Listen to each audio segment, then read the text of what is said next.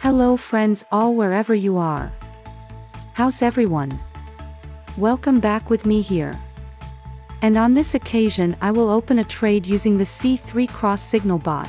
Watch this video so that all of you don't fail to understand how to use the C3 cross signal robot.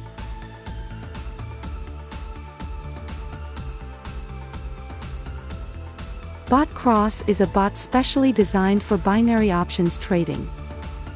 This bot has a very high level of accuracy, besides that this bot can also work for the OTC market.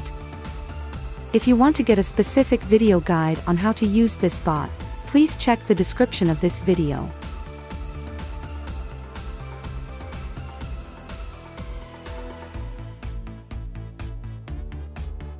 This is a cross-signal C3 bot market that you can choose and use in this trading.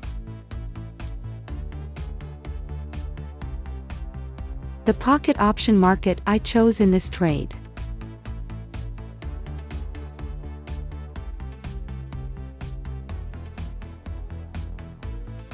Make sure the market you choose is available on the market cross signal C3 bot, then you match it with the pocket option market you choose.